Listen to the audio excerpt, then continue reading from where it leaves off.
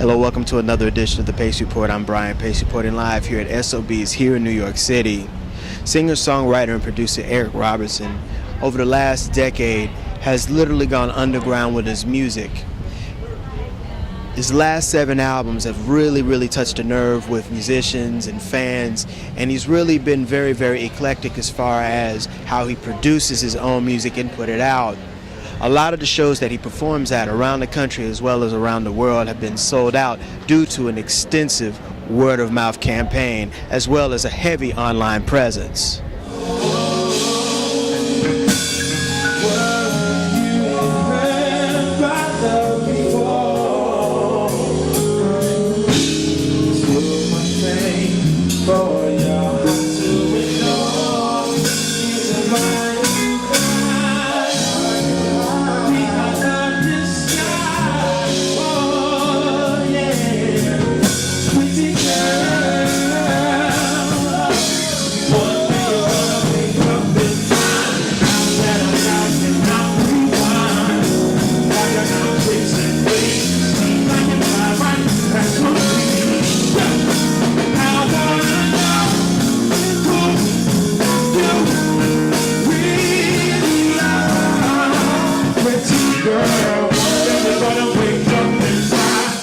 I go back to you with Dwele and the Rise Project, and when he released his very first album. I mean, so that's this 2000. No doubt.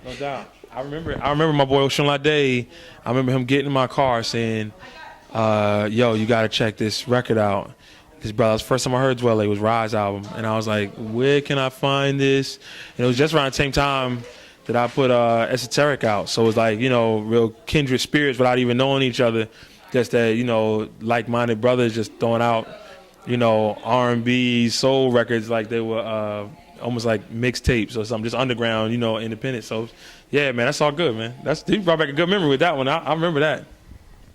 You have done just about everything in the music industry. You've written, you've produced, you've groomed, and now you've been out in the forefront for a while. You being an indie soul artist, how has that been able to establish you as establishing your base versus going with one of the majors? Well, the goal has always stayed the same. And the goal was to grow old doing music. And it was just one of the natural progressions from where I was at. I just really wanted to be in the music business in some form or fashion. And the artist part always clashed with the majors,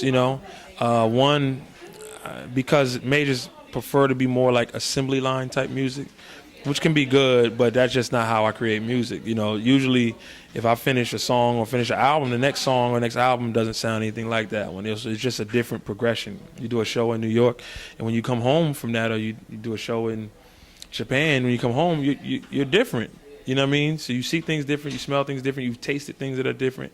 So when you sit down to write, it's going to be different. And that's probably the basis of it. But I bought into the system. I bought into the culture of independent soul artists, and I champion it now, and definitely proud to be part of the foundation, along with brothers like Dwele, like Foreign Exchange, even Fertile Ground, who I learned so much from, early on when I was trying to figure out how to do this and put albums out independently, So yeah, it's just a nice progression, man, and it's allowed things to be more stable.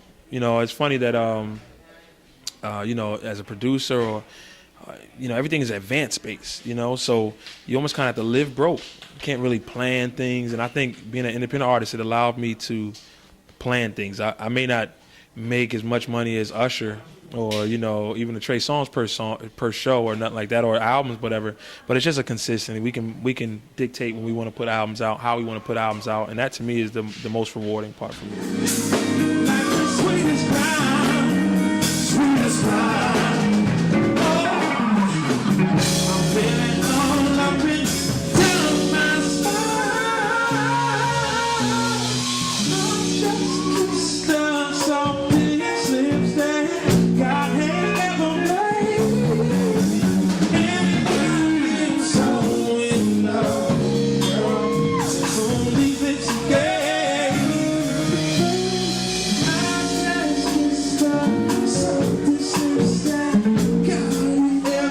this latest album, your seventh record, man, Centric has eaten this up and has catapulted you to a whole nother level.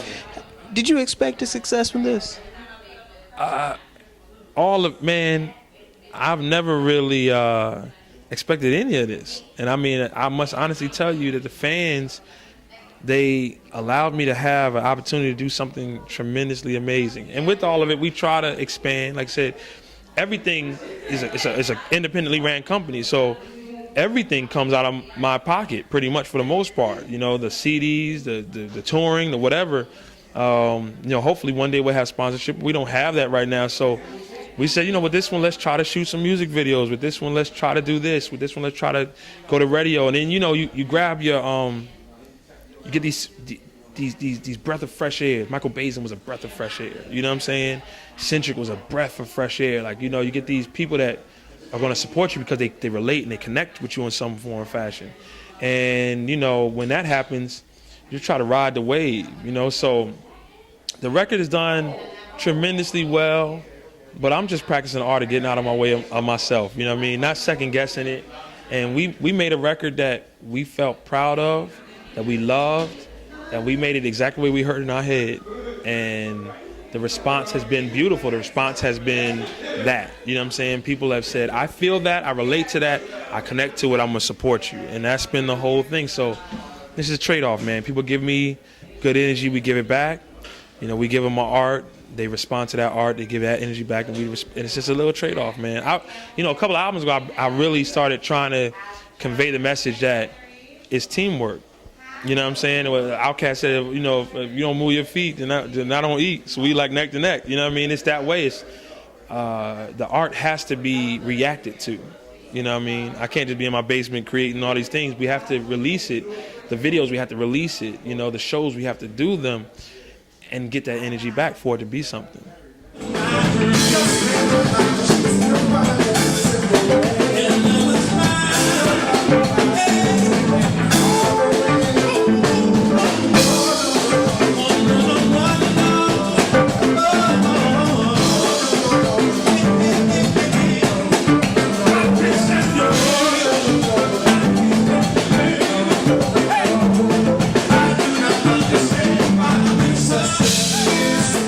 You came out at a time when the whole progression of neo soul was really starting to take root in black music. I guess Omar started it in the late 80s, and then 92, 93, 94, 95 we got D'Angelo, Badu.